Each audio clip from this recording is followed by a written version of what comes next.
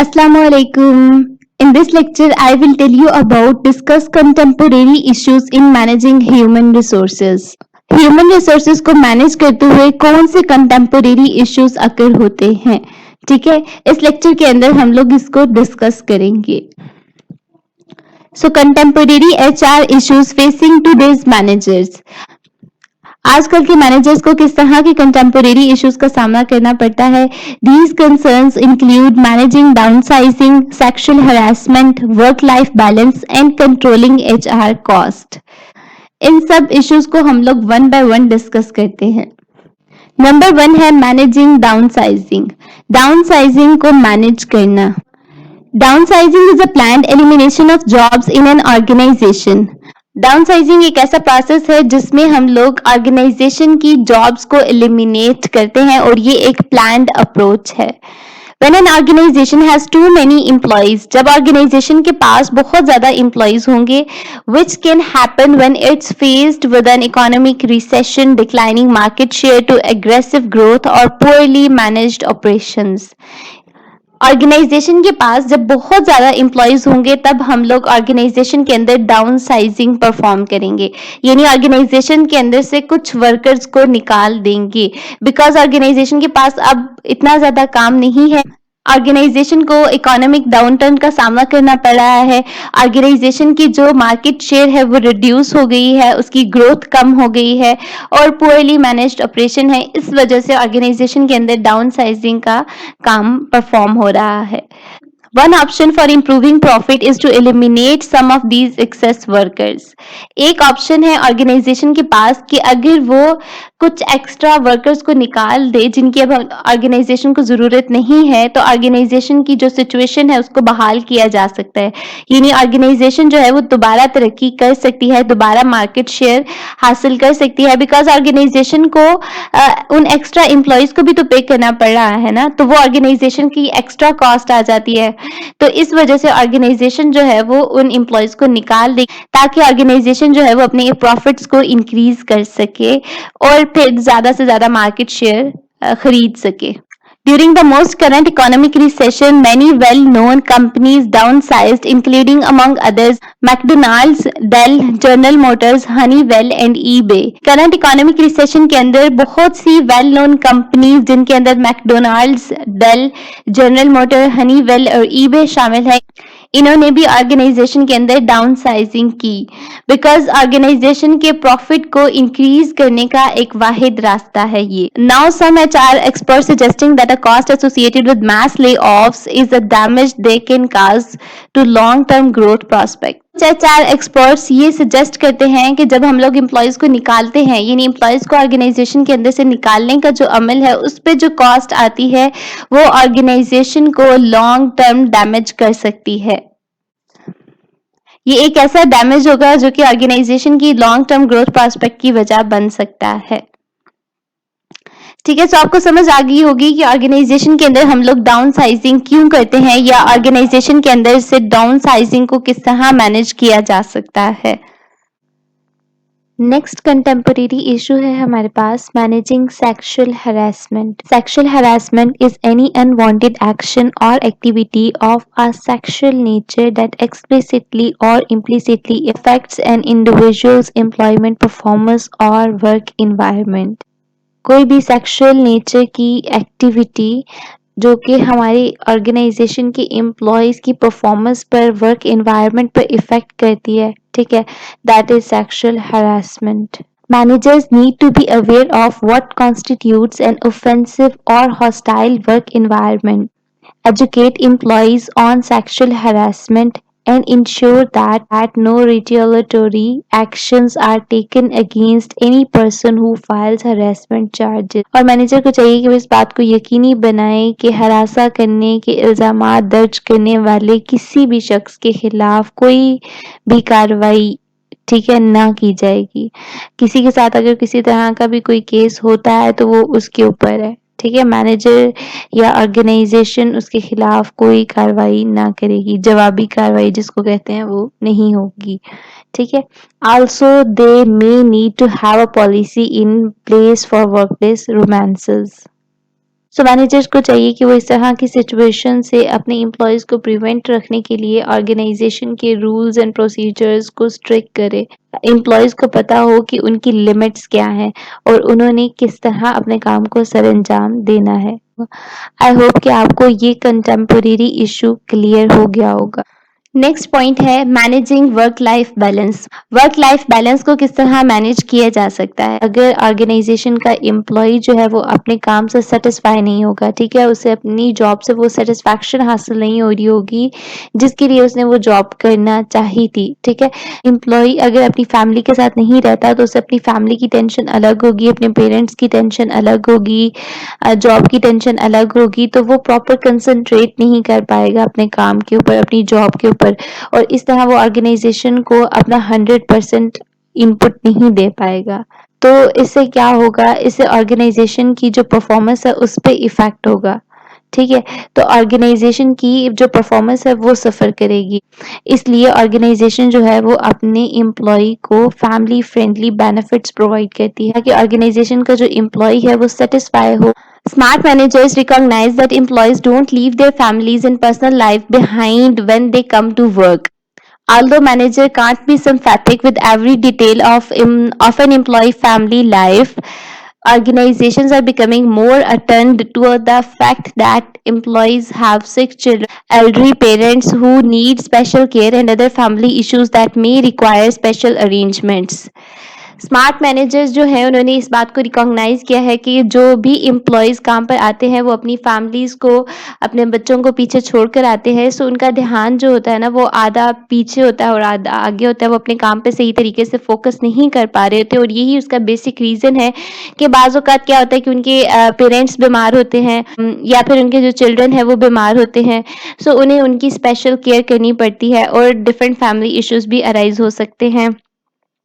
सो इस तरह की सिचुएशन को देखते हुए एम्प्लॉय जो है वो सही तरीके से अपने टास्क को परफॉर्म नहीं कर पाता, और ऑर्गेनाइजेशन जो है वो इस बात पर फोकस कर रही है कि एम्प्लॉय को किस तरह हम लोग एक अच्छा माहौल, एम्प्लॉय ऑर्गेनाइजेशन जो है वो इस बात पे फोकस कर रहे हैं कि एम्प्लॉय की वर्क लाइफ बैलेंस को किस तरह मैनेज किया जा सके, ठीक है।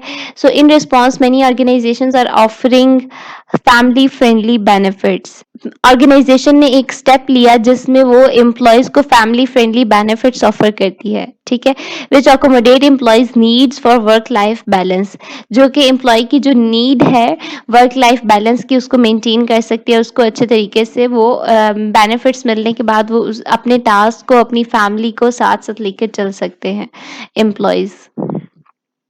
They have introduced programs such as on-site childcare, summer day camps, flex time, job sharing, time off for school functions, telecommuting, and part-time employment. Younger employees particularly put a higher priority on family and a lower priority on jobs and are looking for organizations that give them more work flexibility. जिस तरह organisations ने family friendly benefits का initiative लिया, इसी तरह वो employees को different सहूलियात भी प्रोवाइड करती हैं, जिस तरह पार्ट टाइम एम्प्लॉयमेंट आ गई, वो हाफ टाइम जॉब कर सकते हैं और हाफ टाइम अपने चिल्ड्रंस के साथ गुजार सकते हैं। उनकी डिफरेंट जो स्कूल मीटिंग्स होती हैं उन्हें अटेंड करना, स्कूल फंक्शंस को अटेंड करना, सो इस सब के लिए जो है ऑर्गेनाइजेशन उन्हें टाइम देती है, उन्हें इन सब के लिए ऑर्गेनाइजेशन जो है वो अपने एम्प्लॉयज़ को स्पेस प्रोवाइड करती है। अब यहाँ पर वो एक और बात कर रहे हैं कि जो यंगर एम्प्लॉयज़ हैं, जो आजकल की न्यू जनरेशन है, वो ज़्यादा जो है प्रायोरिटी अपने फैमिली को देती है और कम प्रायोरिटी अपनी जॉब्स को देती है। वो इस तरह की जॉब्स में इंटरेस्टेड होती हैं जहाँ पर उन्हें वर्क फ्लेक्सिबिलिटी मुहैया हो, ठीक है, कि वो अपनी मर्जी से काम कर सके। तो ये फैमिली फ्रेंडली बेनिफिट्स की वजह से ही हम लोग एम्प्लॉय की वर्क लाइफ बैलेंस को मैनेज कर सकते हैं, ठीक है। और आजकल और ये मैनेजर की रिस्पॉन्सिबिलिटी होती है ना कि वो अपने एम्प्लॉय को देखे कि वो किस तरह अच्छा टास्क परफॉर्म कर रहा है और फिर उसको उसकी नेचर के अकॉर्डिंग जो है वो वर्क प्रोवाइड करे और उसको एक फ्लेक्सिबल माहौल दे, एक फ्रेंडली माहौल दे, ताकि वो टास्क अपना अच्छे से परफॉर्म कर सके। नेक्स्ट है हमारे पास controlling HR cost. Controlling HR cost क्या है? HR cost are skyrocketing, especially employee health care and employee pensions. Organizations are looking for ways to control these costs. ठीक है। अब हमारे पास कंट्रोलिंग एज और कॉस्ट जो है एक कंटेम्पोरेरी इशू है, बिकॉज देखिए ना, दो मेन चीजों की उन्होंने बात की है, एम्प्लॉय हेल्थ केयर और एम्प्लॉय पेंशन। एम्प्लॉय पेंशन और हेल्थ केयर दोनों ही ऑर्गेनाइजेशन के ऊपर एक बहुत बड़ा बर्डन होता है। ऑर्गेनाइजेशन का जो मैक्सिमम पैसा है वो इनके ऊपर खर्च हो जाता है। एचआर की कॉस्ट जो है वो बहुत ज्यादा बढ़ रही है, बिकॉज एम्प्लॉय की पेंशन भी आ जाती है और एम्प्लॉय की हेल्थ केयर भी आ जाती है, क्योंकि हम लोगों ने एम्प्लॉय को फैमिली फ्रेंडली बेनिफिट्स प्रोवाइड किए हैं। तो जहाँ ऑर्गेनाइजेशन का बहुत ज्यादा पैसा एम्प्लॉय की पेंशन में भी खर्च हो जाता है, और साथ साथ एम्प्लॉय को जो हेल्थ केयर की फैसिलिटीज उन्होंने प्रोवाइड करनी है उसमें भी काफी ज्यादा पैसा उनका खर्च होता है। सो इसलिए ऑर्गेनाइजेशन की जो ओवरऑल कॉस्ट है, ओवरऑल बजट है, वो भी बढ़ जाता है। Organizations are looking for ways to control these cost. Organizations जो है वो डिफरेंट तरह के वेज तलाश कर रही हैं कि ऑर्गेनाइजेशन की कॉस्ट किसी तरीके से कम हो जाए। Number 1. Employee healthcare cost. Employees at Paycheck who undergo a confidential health screening and risk assessment. And for those who smoke, who agree to enroll in a smoking session program, can get free annual physicals, colonoscopies, and 100% coverage of preventing care, as well as lower deductibles and cost. Employee health care cost क्या है? Employ की health को organisation में बहुत ज़्यादा priority दी जाती है। अगर उसको किसी भी किस्म का कोई मसला है तो उनको हेल्थ केयर बेनिफिट्स प्रोवाइड किए जाते हैं, उनका ट्रीटमेंट फ्री कर दिया जाता है, ठीक है, या फिर उनके ट्रीटमेंट का जो ओवरऑल बजट है वो कम करवा दिया जाता है और ऑर्गेनाइजेशन की तरफ से, ताकि ऑर्गेनाइजेशन का जो एम्प्लॉय है उसकी हेल्थ अच्छी रहे, वो काम पे फोकस कर सके। एम्प्लॉय की हेल्थ केयर कॉस्ट से रिलेटेड जो इशू ऑर्गेनाइजेशन को फेस करना पड़ता है, यानी उसका बजट बढ़ जाता है, उसकी कॉस्ट बढ़ जाती है, ठीक है, तो यहाँ पर उसके बारे में बताया गया है। और तंबाकू नोशी करने वालों के लिए जो तंबाकू नोशी के खात्मे के प्रोग्राम में दाखिला लेने के लिए रजामंद है, यानी ऐसे लोग, ऐसे एम्प्लॉयज जो कि तंबाकू नोशी से जान छुड़ाना चाहते हैं, यानी उससे अवॉइड करना चाहते हैं, वो इस तरह के सेशन में पार्टिसिपेट करते हैं, वो मुफ्त सालाना फिजिकल कॉलोनोस्कोपीज और देखभाल और कम कटौतियों को रोकने के लिए 100% यानी 100% कवरेज हासिल कर सकते हैं। यानी उन्हें ऑर्गेनाइजेशन की तरफ से फ्री ट्रीटमेंट मिल सकता है, उनकी केयर की जा सकती है कम कटौतियों की बिना पर। At Embry Gas Propane, employees were given an ultimatum: get their medical checkups or lose their health insurance. Amari gas propane ने अपने एम्प्लॉयज को अल्टीमेटम दे दिया, यानी हुक्म दे दिया, धमकी दे दी कि आप लोग अपना मेडिकल चेकअप करवाएं या फिर आपकी जो है ना वो हेल्थ इंश्योरेंस को ख़त्म कर दिया जाएगा। सो इस तरह ऑर्गेनाइजेशन जो है वो अपनी एम्प्लॉयज की हेल्थ केयर की कॉस्ट को बियर करती है और साथ ही साथ अपनी एम्प्लॉयज की हेल्थ का ख्याल भी रखती है।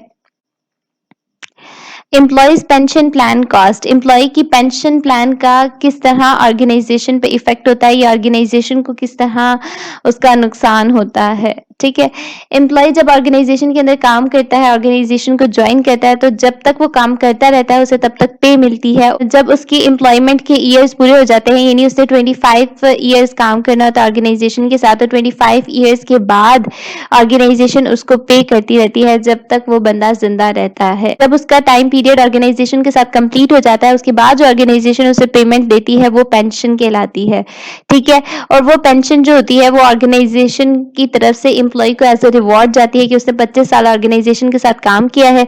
सो अब उसकी जो देखभाल की जिम्मेदारी है वो ऑर्गेनाइजेशन के ऊपर आती है और ऑर्गेनाइजेशन उसे उसके रिस्पॉन्स में पेंशन देती है ताकि वो अपना खर्चा जो है वो कर सके। The other area where organizations are looking to control cost is employee pension plans. Organization जो है अपनी कॉस्ट को किस तरह कंट्रोल कर सकती है, वो एम्प्लॉय की पेंशन प्लान को ख़त्म करने के बाद ही ऑर्गेनाइजेशन उसको कंट्रोल कर सकती है, बिकॉज एम्प्लॉय, बहुत ज़्यादा एम्प्लॉयज़ ऐसे होते हैं जो ऑर्गेनाइजेशन जो है वो एम्प्लॉय की पेंशन प्लान को कंट्रोल करने के बाद ही अपनी कॉस्ट को कंट्रोल कर सकती है, ठीक है। यानी एम्प्लॉय को पेंशन देना बंद कर देगी तो इस तरह वो अपनी कॉस्ट पर काबू पा सकती है। Corporate pensions have been around since in Corporate pensions have been around since the 19th century. Corporate pension system has been described as fundamentally broken. Many companies no longer provide pensions. Corporate pension system जो है वो 19th century से start हुआ. बहुत ज़्यादा organisation इससे fundamentally broken हुई और साथ ही साथ उन्होंने पेंशन का जो सिस्टम है, जो साइकिल है, उसको ख़त्म कर दिया, यानी अपने एम्प्लॉयज़ को पेंशन देना बंद कर दी. Even IBM which closed its pension plan to new hires in December 2004. IBM ने भी जो नए एम्प्लॉयज़ हायर किए 2004 के अंदर, उनका पेंशन सिस्टम ख़त्म कर दिया, यानी पेंशन प्लान जो है वो उन पर लागू नहीं किया. ठीक है.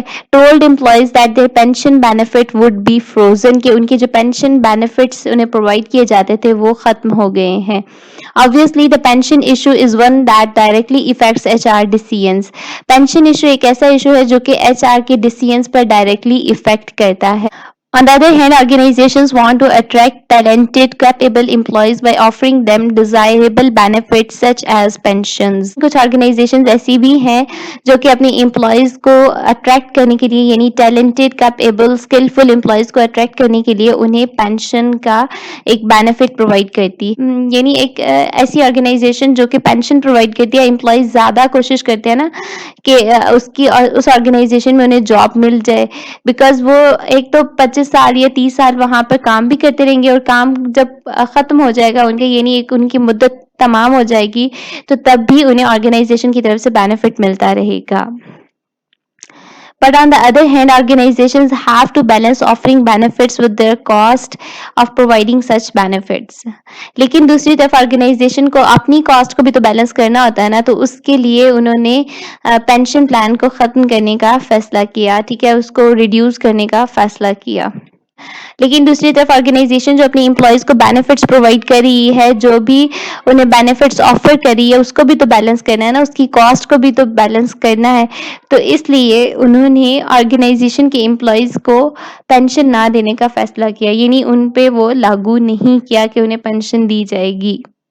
सो यही वो वाहिद रास्ता है जिसके ज़रिए हम लोग ऑर्गेनाइजेशन के बजट को कंट्रोल कर सकते हैं. सो आई होप कि आपको समझ आ गई होगी कि कंट्रोलिंग HR कॉस्ट क्या है. अगर कोई क्वेश्चन है, कोई क्यूरी है रिलेटेड टू कंटेम्पोरेरी इश्यूज, तो आप लोग कमेंट्स के अंदर डिस्कस कर सकते हैं.